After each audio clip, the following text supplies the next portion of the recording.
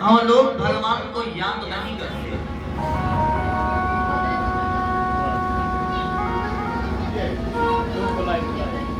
और याद कब करते हैं?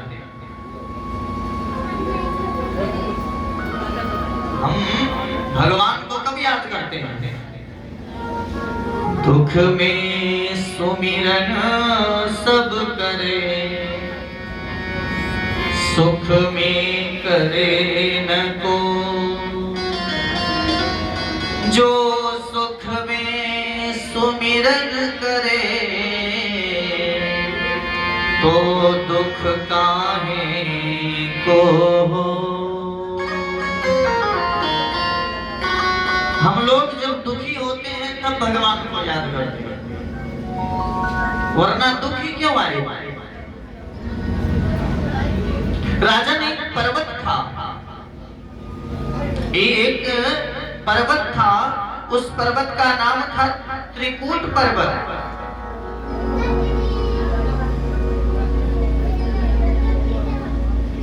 त्रिकूट नामक एक पर्वत था, उस पर्वत पर समस्त प्राणी वास करते थे। बड़े हिंसक, बड़े बड़े जीव जंतु रहते थे उस पर्वत पर।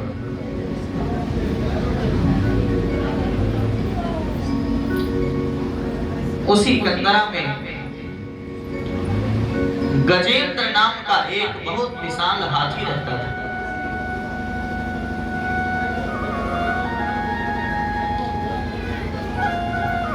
गजेंद्र की 50 पत्नियां थीं।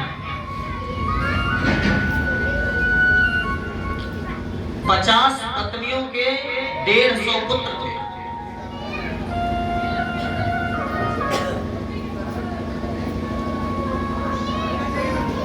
एक दिन गजेंद्र अपने पुत्रों और पत्नियों के साथ में जंगल में भ्रमण करने गया। छोटे छोटे जो प्राणी थे वह जय जयकार करते थे एक बार गजेंद्र को देख कर। क्यों? क्योंकि 10,000 हाथियों कितना बल था उसके अंदर।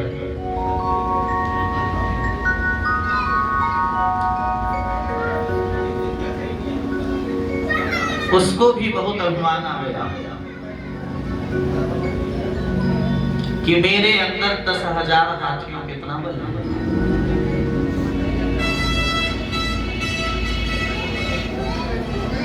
आज अपनी पत्नी और पुत्रों के साथ में गजेंद्र भ्रमण करने के लिए गया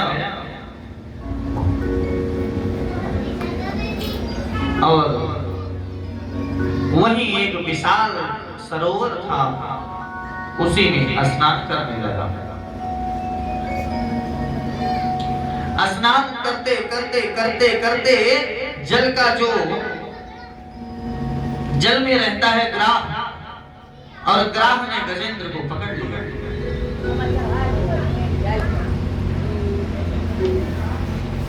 अब सारे पुत्र और पत्नी तो निकल आए, लेकिन गजेंद्र उसी में फंस गया।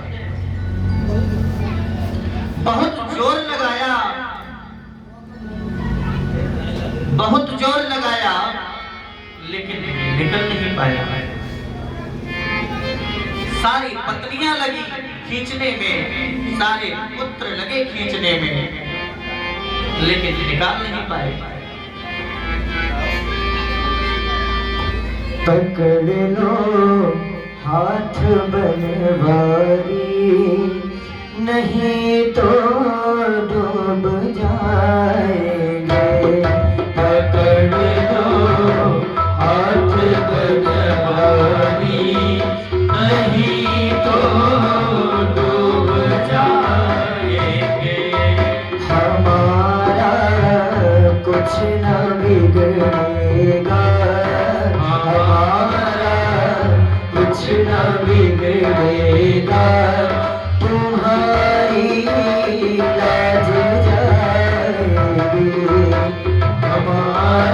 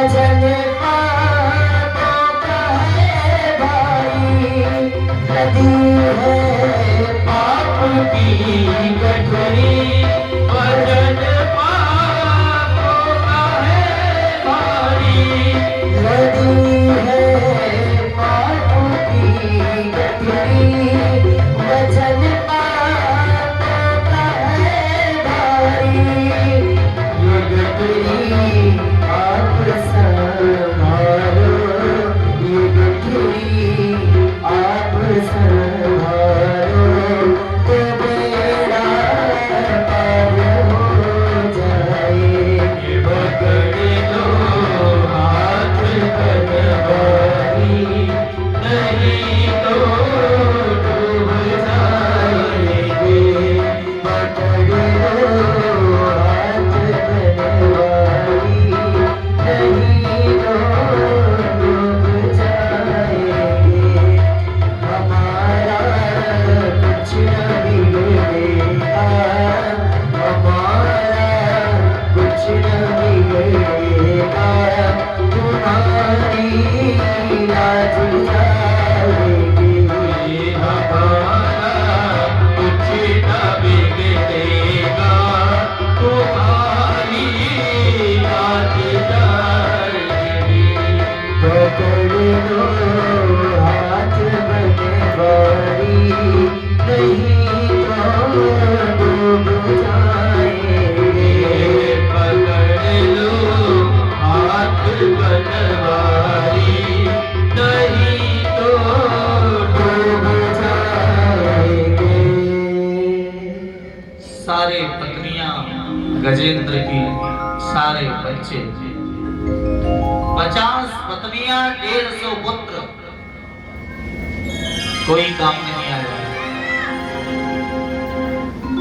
जब खींच नहीं पाए छोड़कर सब थक गए। आकाश में सारे देवता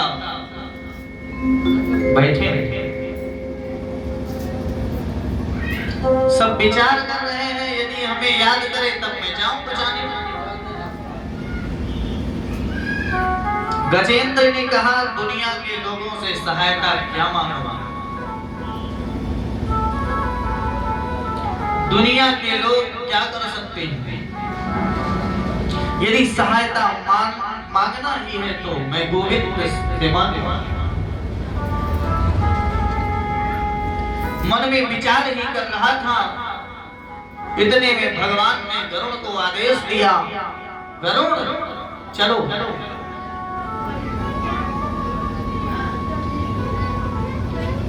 गजेंद्र ने वहीं से आंख बंद करके भगवान का स्मरण किया, भगवान चले आए। भगवान ने गजेंद्र को निकाला, गजेंद्र के साथ में ग्राह भी चला आया, अपने सुदर्शन चक्र से ग्राह का उद्धार किया। तो परीक्षित, ऐसे ही भगवान अपने भक्तों को सुख पहुंचाते हैं। अपने दिल से, मन से यदि कोई उनको याद कर लेना तो भगवान जरूर दौड़े दौड़े चले आते हैं।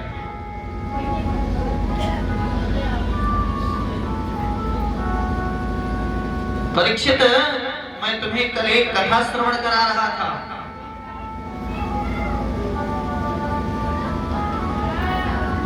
हिरणाक्ष और हिरण्यकश्यप।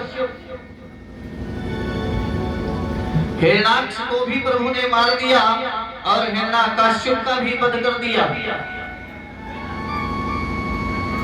हिरण्यकश्यप के जो सबसे छोटा पुत्र था प्रहलाद, प्रहलाद के बात की रक्षा के लिए, बात के लिए खंभे से भगवान प्रकट हो गए। परीक्षित, प्रहलाद जी के आगे चलकर और भी वंश चले। प्रहलाद जी के पौत्र हैं राजा बलि।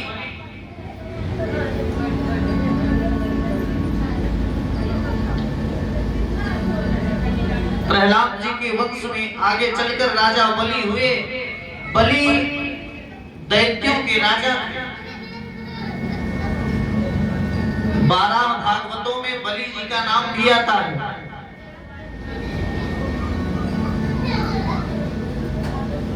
बड़े तपस्वी महाराज बलि। बलि ने शुक्राचार्य जी को, शुक्राचार्य जी के गुरु हैं बलि के। शुक्राचार्य जी से एक दिन कहा बलि ने, गुरुदेव देवताओं को तो हम मार नहीं सकते, लेकिन परास्त तो कर ही सकते हैं ना।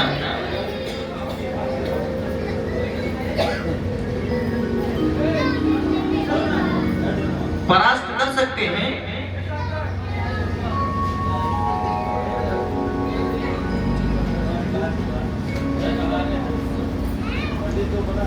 गुरुवर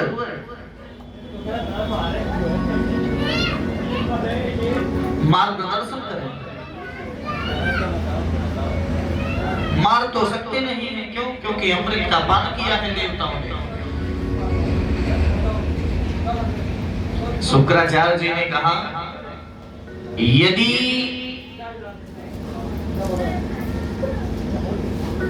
देवताओं को परास्त करना है तो 3 बातों का तुम्हें ध्यान देना होगा। देवता लोग परास्त हो जाएंगे।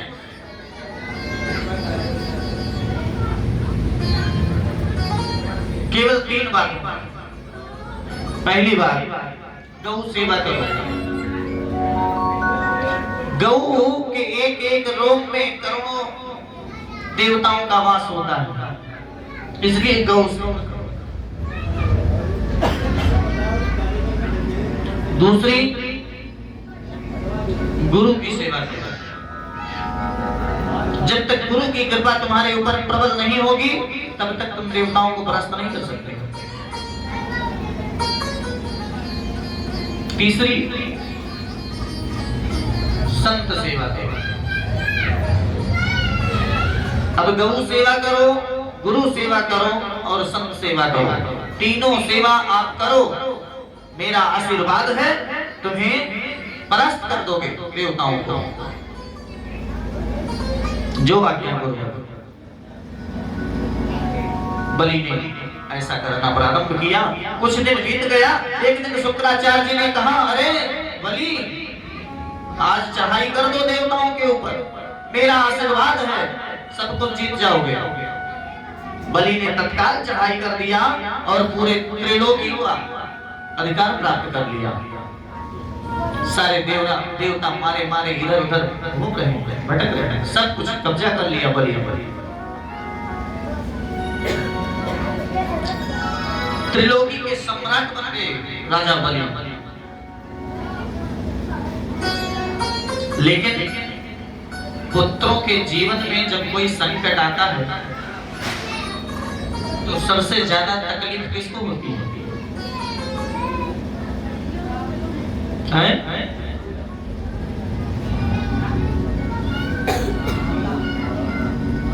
हाँ, पुत्रों के जीवन में यदि कोई संकट आए तो सबसे ज्यादा तकलीफ माता को होती है।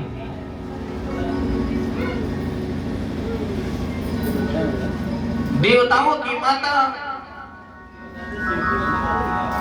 अदिति है। अदिति ने कश्यप जी महाराज से कहा कि मेरे पुत्र इधर उधर मारे मारे भटक रहे हैं,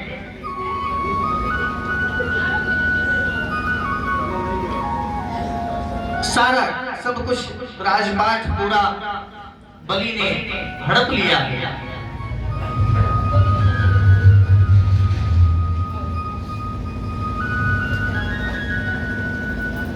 कुछ करिए।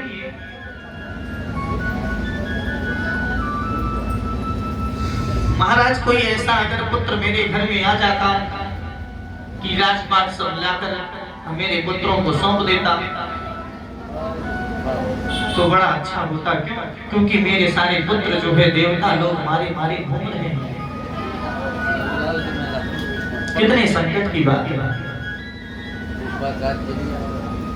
भगवान कश्यप ने अपनी पत्नी को समझाया और कहा, देवी क्वां देहो भौतिको नात्मा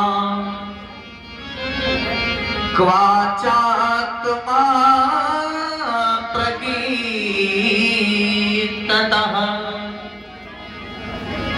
कस्य के पति पुत्राद्यः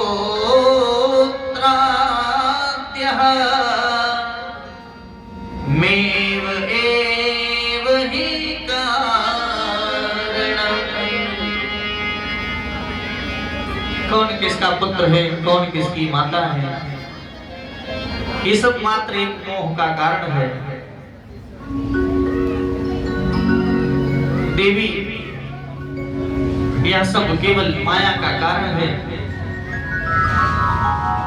माता अदिति बोली,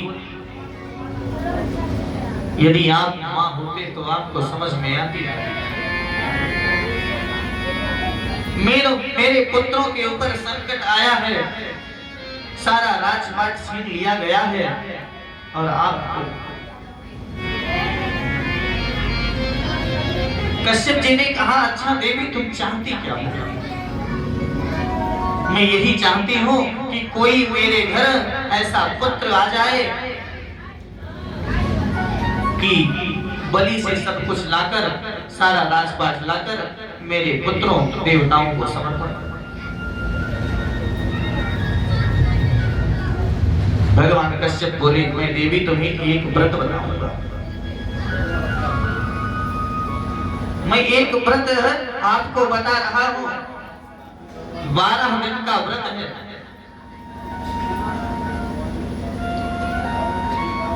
इसे आपको करना है।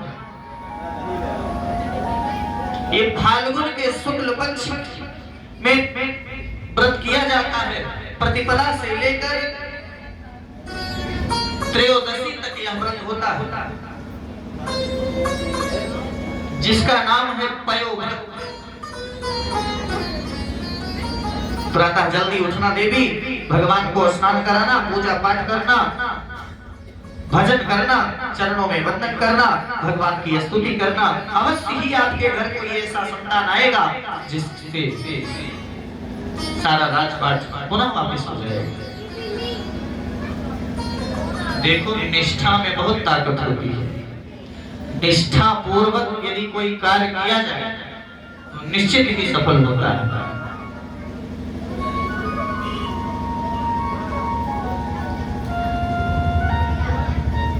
उधर देवता रो रहे हैं,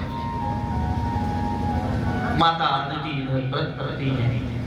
सारे देवता रोते चिल्लाते भगवान की शरण में कहने लगे, भगवान ये सब क्या हो रहा है? मेरा सारा राजपाट छीन कर बलि लेकर चला गया है, कुछ करिए भगवान। इतना बड़ा संकट हमारे ऊपर आ गया है। भगवान बोले, सुनो, इस समय आप लोग बलि को परास्त भी नहीं कर सकते। क्यों?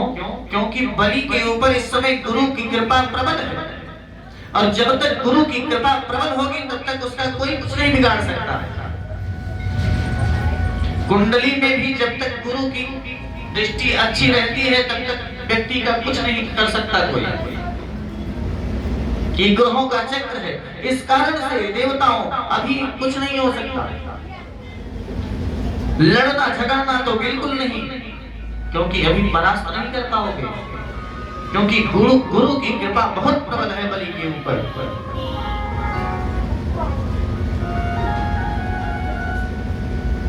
और मैं चाहूं अगर कि मैं स्वयं जाकर युद्ध करके बलि से ले आऊं तो भी नहीं संभव है। मैं भी नहीं हरा पाऊंगा बलि को।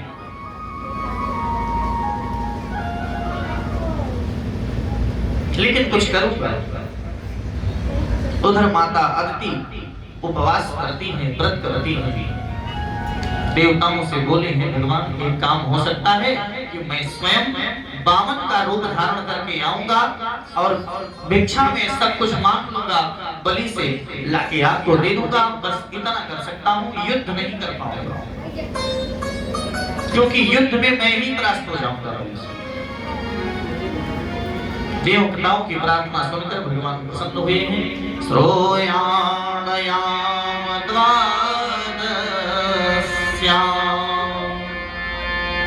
मुहूर्त भजित प्रभु। आपको थोड़ा स्पष्ट करा दे, ये भादव का महीना बहुत बढ़िया महीना है। भादव, मेरे कान्हा का जन्म किस महीना में हुआ? भादव। श्री बलराम जी का जन्म किस महीना में हुआ? भादव। राधा रानी का जन्म किस महीना में हुआ? भादव। बामन प्रभु का भी प्रागट्य भादव के महीना में हुआ। सुखदेव स्वामी कहने लगे, राजन ध्यान से श्रवण करो। श्रीमद् भागवत कथा ज्ञान गंगा परीक्षित को सुखदेव स्वामी ने भादव में ही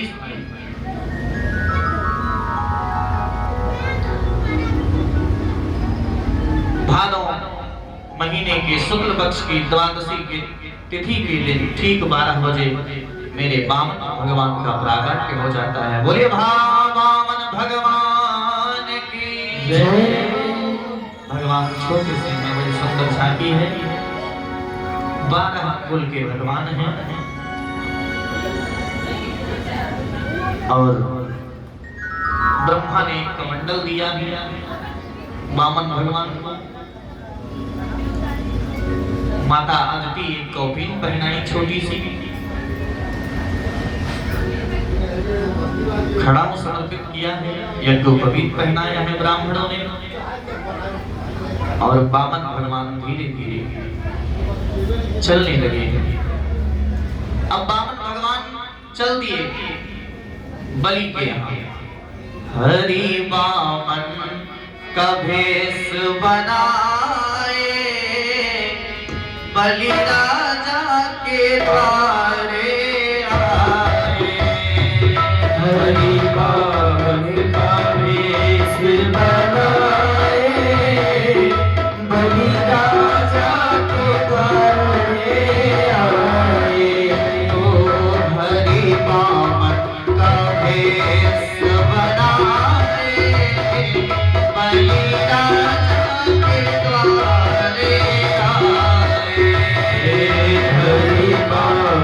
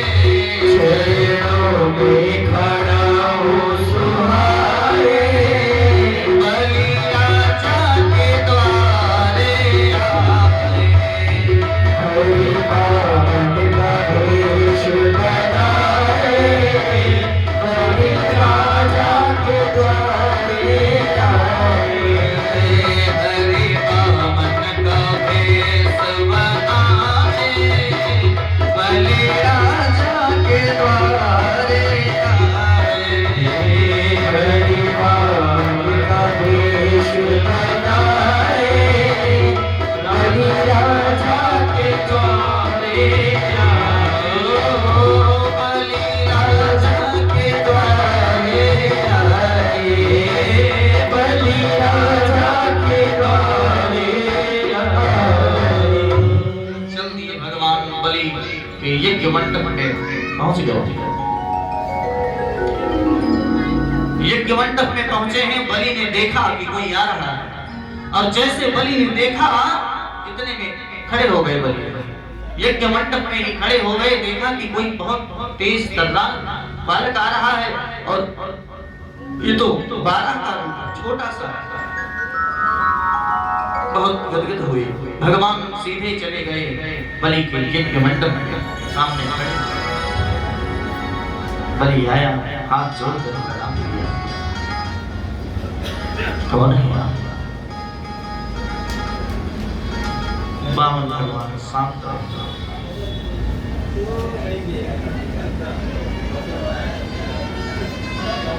ही रहे। बलि ने कहा, मैं बहुत प्रसन्न हूं, आज मेरी यज्ञ सभा में आप आए हैं, आपका बहुत सम्मान करता हूं, बार बार आपको प्रणाम करता हूं। मानिए, क्या चाहिए आपको? आपको एक महल बनवा दूं, उसी में रहें आराम से, बड़े हो जाएंगे, आपकी शादी विवाह करा दूंगा। बामन भगवान शांत खड़े खड़े।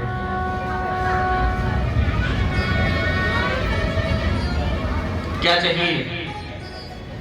हजारों गायों का दान कर दूं आपको, मानो। बामन भगवान ने कहा, ये सब फालतू की बात मत करो, मैं ब्राह्मण हूं, मुझे कुछ चाहिए। मैं लेने नहीं आया हूं तुम्हारे यहाँ, मुझे कुछ नहीं चाहिए। भगवान ने कहा, अब हमारे यज्ञ मंडप में आए हो तो लेना तो पड़ेगा।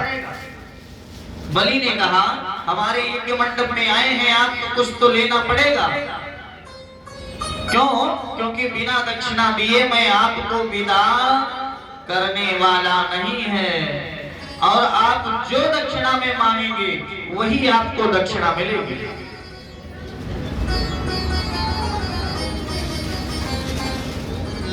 बामन भगवान ने कहा, देखो ऐसा है, हम ये घर मकान दुकान स्त्री बच्चे सब क्या करेंगे, हमें कुछ चाहिए नहीं, आप अपना यज्ञ संपन्न करिए। बलि ने कहा, देखो ऐसा है, मैं बिना दिए कुछ रह नहीं सकता, क्योंकि एक ब्राह्मण मेरे घर पे आया है और हमारे यहाँ यज्ञ चल रही है, और कुछ दान ना दो, ये नहीं हो सकता। इसलिए आपको लेना तो पड़ेगा।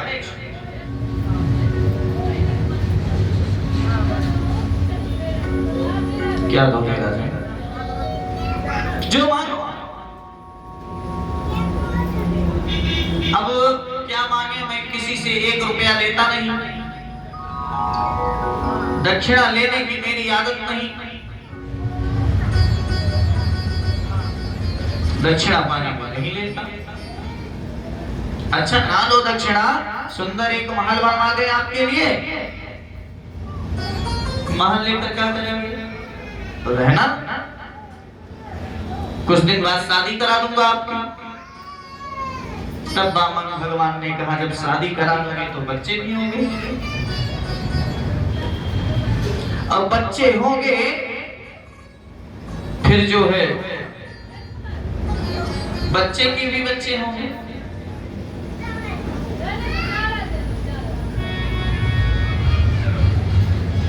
फिर उसमें मरेंगे भी तो रोएगा कौन?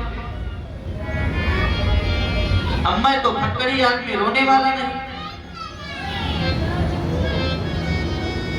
बलि ने कहा, देखो ये सब बातें मत करो, मांगो क्या चाहिए। भगवान ने कहा देखो ऐसा है, हमें कुछ नहीं चाहिए, अभी भी कह रहा हूं।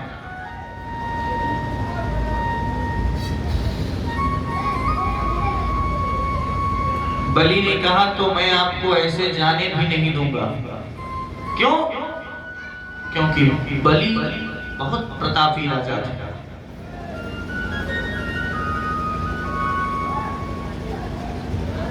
बलि ने कहा मैं क्षत्रिय समाज और आप ब्राह्मण देवता होकर मेरे यज्ञ में आए हैं, मैं आपको कुछ दक्षिणा ना दूं,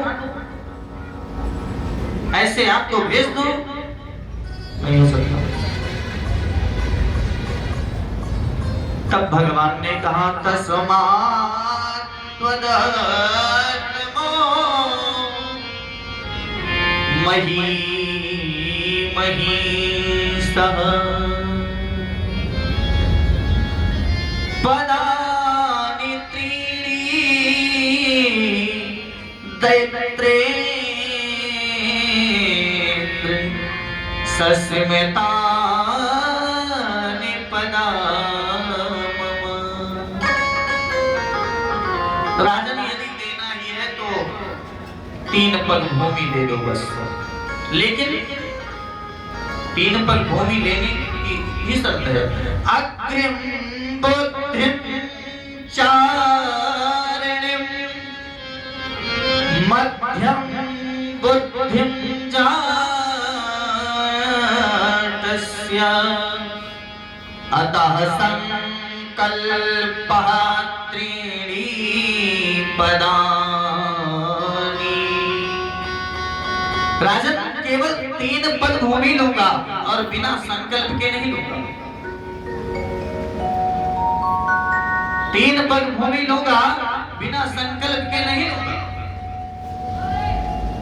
अरे क्या दिक्कत है, संकल्प कराओ लो। भगवान ने कहा सोच लो, 3 पग भूमि देना पड़ेगा। अरे नाप लेना जहां से मन करेगा। एक तो तुम ऐसे 52 अंगुल के, तुम्हें मांगना भी नहीं आता है, और दूसरे 3 पग भूमि मांगे।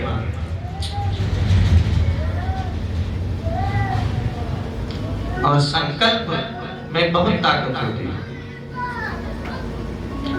बाहर जब पंडित जी लोगों को दक्षिणा मान लो उस समय पूरा नहीं मिलता तो संकल्प करा देते हैं। अब संकल्प हो गया तो आपको देना तो देना है।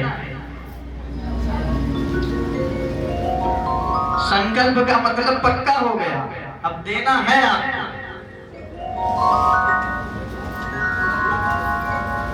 भगवान ने कहा 3 पग भूमि का संकल्प करें। बलि ने संकल्प लिया हाथ में।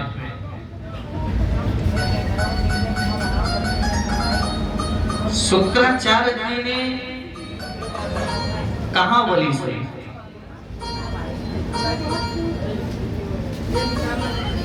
कि आप गलत कर रहे हैं,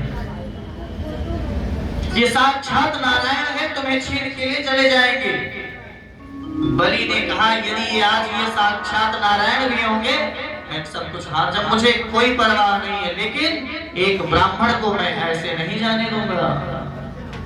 संकल्प हुआ है सज्जनों, ब्राह्मण रूपाय वामनाय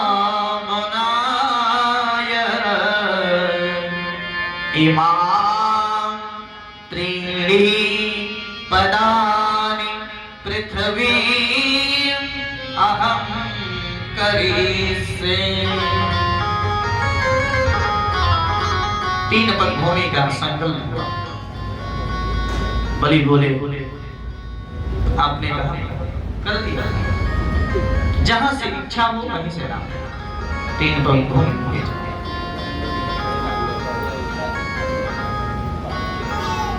शुक्राचार्य जी ने बहुत रोकने का प्रयास किया लेकिन नहीं रुका।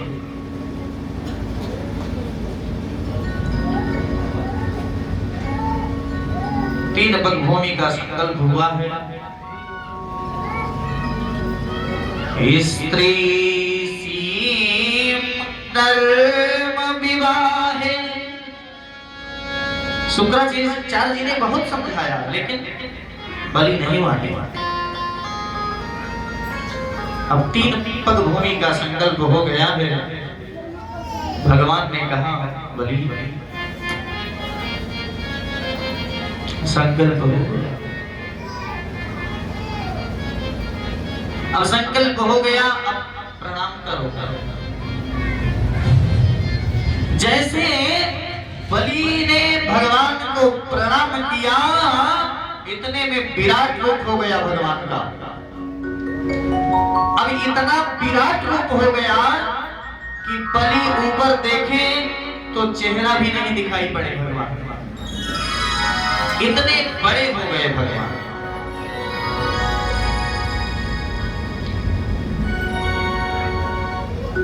बोले विराट भगवान की जय।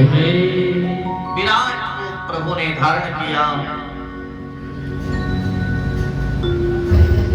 वहीं से उठाकर एक चरण रख दिया तो सीधे पूरे ब्रह्मलोक को नाप लिया।